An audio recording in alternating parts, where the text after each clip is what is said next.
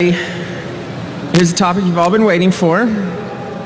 So if you believe what you read on the internet, you'd think that Treyarch hated snipers and that we wanted to nerf them out of existence.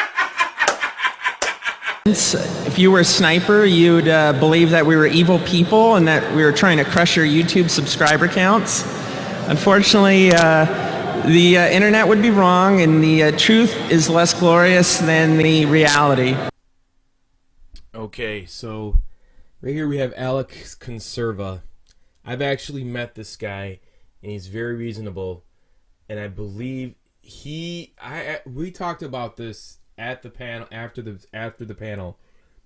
He was the one that wanted to nerf sniping, and he's the lead multiplayer programmer.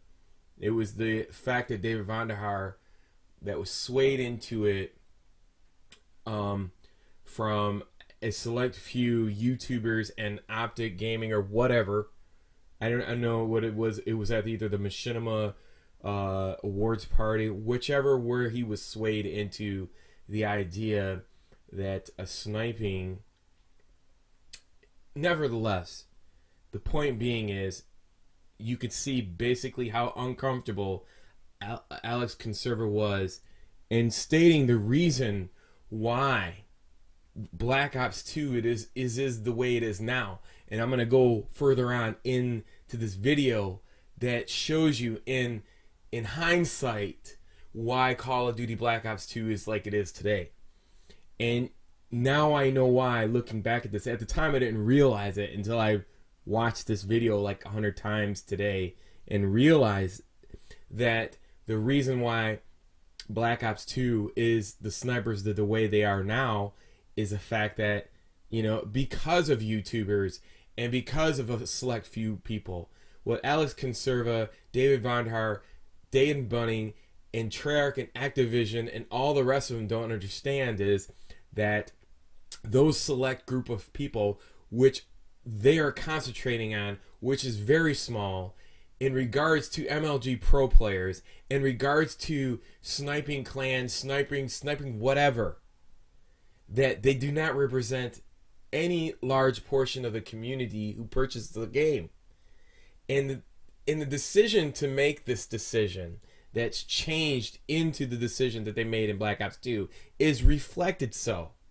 Because last year, this time, in the original Black Ops game, there was 1.2 million people online. I don't understand what's so hard about that to realize that the decisions you made now are the wrong decisions, and that the people who influenced you and lobbied you into changing the game to make it worse, and by July you're going to see nothing but snipers, and the black box you see in the right hand corner is a lie, because if that was the case, these things would be starting to be fixed right now. But let's go ahead and go on to the rest of this, and we're going to talk even more about how much more where we see this influence coming from and the decisions that were made that obviously are wrong today. At a more practical level, we try to create gameplay separations between our one-shot weapons, one-hit kill weapons, and for close range we have shotguns, for long range we have sniper rifles. We have, and you know, in the hands of a skilled player, a one-hit kill weapon that works at all ranges is pretty powerful. Probably a little bit too powerful. And see right here, we see Alex Conserva say that one-hit weapons at all ranges in the hands of a skilled player is a little bit too powerful. He right there stated all that alone. See, here's a person that's a lead multiplayer program designer, knows, and he's admitting it. And you see the difference between the first time when he was uncomfortable as to why they changed it. You see him stand up in his chair, you know, you can look at people's postures, and when he mentioned YouTubers and subscriptions, like, he don't give a fuck about that shit. He wanted to make a game for the people. But he was swayed by David Vonderhaar and whoever else that conned him into making this game the way it is now. And that's the problem we're having, that he is a very smart man. Listen to what he is saying. The lead program designer understands the game for the majority.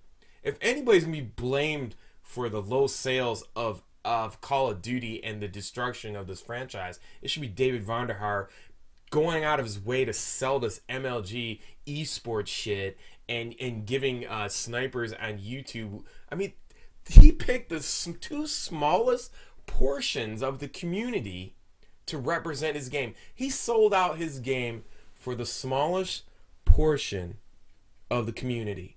Whereas Alex Conserva was trying to point out the fact, and he was explaining to the people in the panel that, listen, the weapon is unbalanced in a skilled person's hand. So if you reach the highest level of every weapon and you could kill somebody up close versus long range with a weapon, it's overpowered.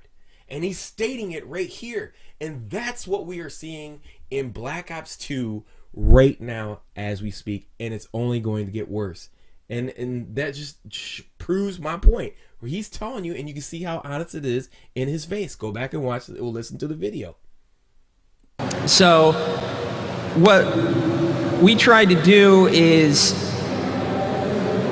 remove the ability for the sniper rifles to work super quickly at close range like that.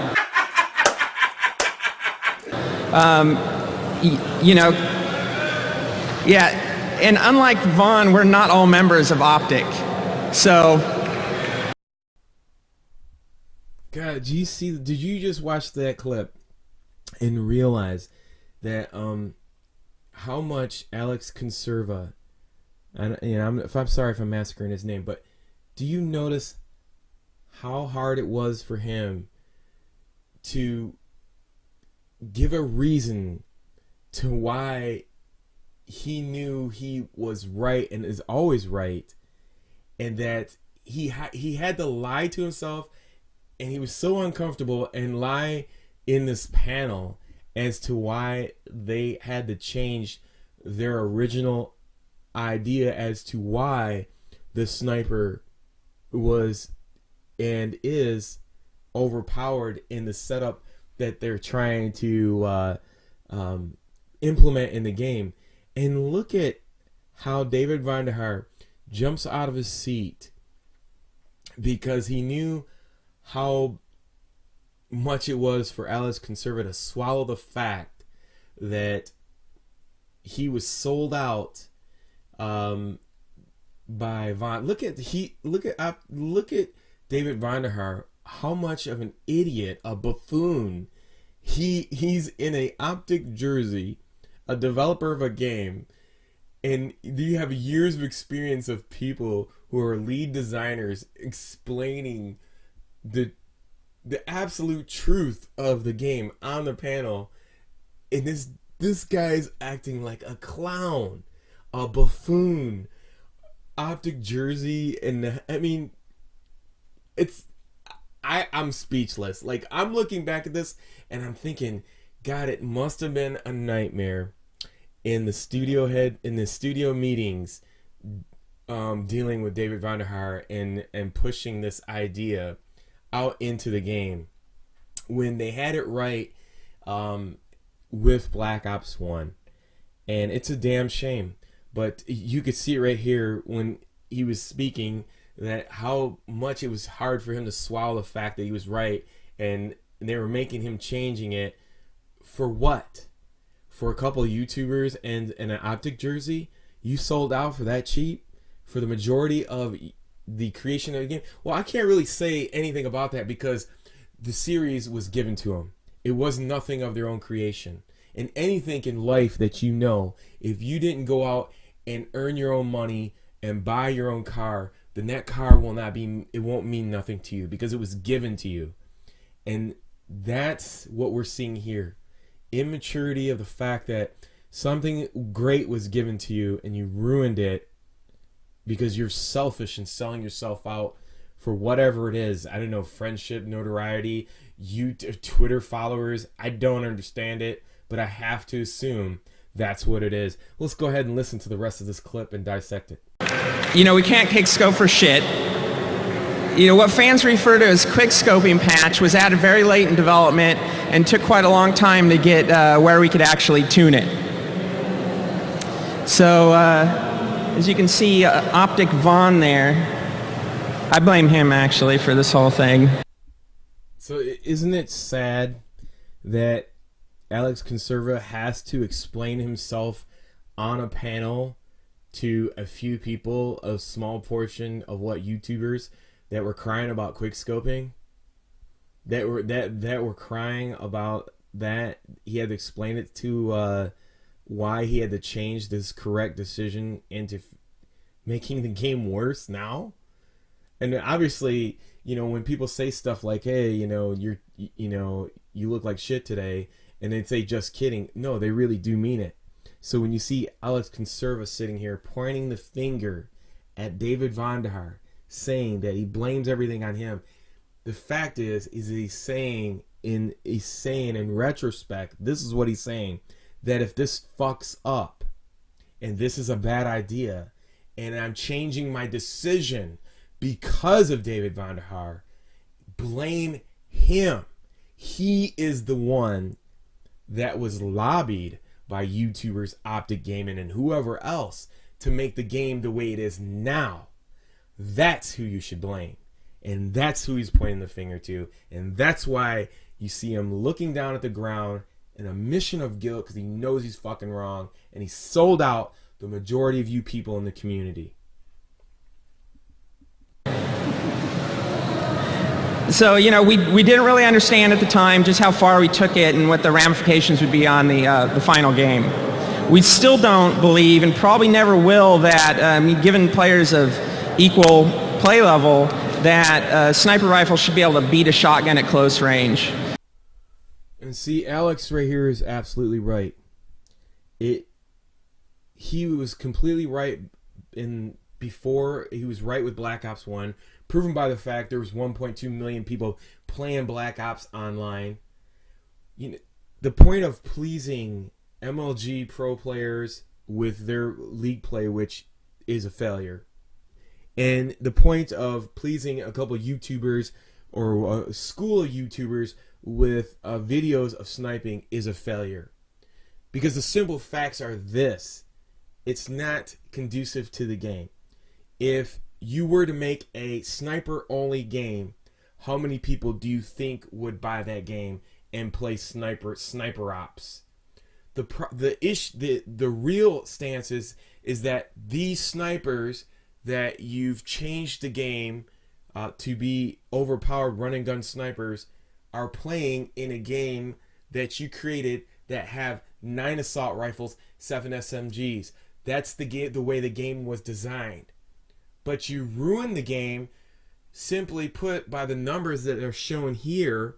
You're almost being beat out by other games, like I think it's like NBA or something else on Xbox Live, because you fail to realize this. The majority of your players are always going to buy your game. But if you continuously, change the game for a few people, which we all know is terrible because it makes the game like shit, then you're going to suffer. And your decision in the past, and you should know this because the experience you've had in the industry has proven that you're right in the first place, and what you just said is right. It's overpowered. You're representing a small portion of the people. And in the fact that you're bamboozled into this by Vaughn, and Vaughn was bamboozled into it by a couple people, shows this point in itself. And there's no reason, if you're watching this now, I would never listen to any of those YouTubers. I would never listen to a specific class of YouTubers unless you design the game that way. If it was sniper ops, yes, go listen to them, because they represent who does that. But if you make the game with 9 assault rifles and 7 SMGs, that is a means, an average of the majority who play your game. Those are the people you should be talking to, not these few select people who make the variance on the game way over the edge, which you are pointing out that is overpowered in your game today. And therefore your numbers are decreasing and nobody's playing it online, and they're starting to hate not only the game, but the franchise and the name. You have to realize this before it's too late. I'm at the point right now myself, if the next game is like this, I'm not going to buy it. You know, this is just proof that best intentions to give yourself the highest flexibility to tune the game don't always start or end in exactly a way that makes sense. Our goal should have been to create a viable but balanced platform for run and gun snipers. By nerfing quick scoping, people feel like we also nerfed hard scoping, or what I like to call just regular sniping. And you know, that was really never our intention. I couldn't believe he just said that. If you listen to him, the point before this, he said that if the snipers were too good and they would become very proficient, they would be too powerful up close and far away, and then they felt that was too powerful in the game. But yet in the next sentence where we see right here, he's saying to the fact that you know, he's trying to appease the people who all sent him messages over Twitter. You know, all this shit is just trolling, is all it is. And I don't need the developers like Alex and you guys need to understand that you guys are being trolled. You know, just like Modern Warfare 2 was trolled with the fact of putting a nuke in it and 3 times grenade and explosives. You guys need to focus on making the game the way you believe it needs to be made. If you're going to take somebody's input in it, take the input from the average gamer, and that way you will sell more copies and more people will stay online and you'll have more people hooked. You know, when you lose the masses in your game, what are you gonna have left? Snipers? Are you in MLG players? MLG, what is that, like 4,000 or 5,000 people? Are you gonna have? Are they gonna support the Call of Duty franchise by buying 5,000 copies of your game? I mean, if I'm not mistaken, there's a game called Snipers that's dead at DOA on arrival, dead on arrival, and what? I mean, no, and Microsoft spent $250 million on Reach, and it didn't even make MLG. So what's your point? Do you want to kill your game? Is that what you want to do? I'm asking you right now, is that what you want to do? Because that's what you're doing with the shit that you're putting in the game and not listening to the people who care about the game, that are not out here with YouTube channels and agendas to make money like little leeches and crumb nibblers off your game. You need to stand up and do the right thing. I mean, the point of you saying that we should have run and gun snipers is a hindsight into what we're seeing now in the game. You know, run and gun snipers, snipers that are running and gunning are in the game that the majority play. When the majority are gone, that's all you're going to have left. And you and the rest of your crew at Activision and Treyarch, if you don't listen, you're going to lose. One game comes out that's even closely or remotely to Call of Duty, even Battlefield, as bad as it is, could take over from your game. Because of the simple fact that you guys are being trolled. I don't even want to trolled, but, you know, conned into believing that this is the way that you should make the game. You're ruining the game. Running gun snipers. I mean, you contradicted yourself just to please the people in this panel. For 1 second, you say that snipers are going to be that are skilled players, are long and short, are overpowered and shouldn't have the power to beat shotguns up close. But then you want to go and say you want to make running gun snipers? What do you think a run and gun sniper is going to do? It's going to be able to kill up close or up short, and you put all the attributes into a sniper. It's totally unfair. It's overpowered. You did it to yourself. And this rate video proves every point that I just made, and you can go play Black Ops 2 right now and see it for yourself. You will die up close with a sniper versus a shotgun. You will die up close with a pistol. There should not be tactical insertion in the game. There should not be snipers. If you have 4 sniper classes in the game, there shouldn't be the emphasis on snipers, because it's not a sniper Call of Duty. It's not Sniper Ops. It's Call of Duty first person modern military shooter. That includes everybody. There's no balance when you have 4 weapons versus 9 weapons when you took the whole time of your studio to design 9 assault rifles and 7 SMGs, and they don't have any relevance, versus a sniper that can run and gun, as you say, and kill you up close and kill you up far, and have pistols as secondary with no penalty to flinching or reeling. You can just have fast swaps for pistols and overpowered pistols and snipers intact for what? A couple people? And look, I don't have to tell you this shit. I just don't have to come to your restaurant and spend my money anymore. But I'm doing you one favor this one time because I met you in person. You're a cool dude. And it seems like to me nobody over there gets the message. And if you see this, you need to wake up. I'm out of here.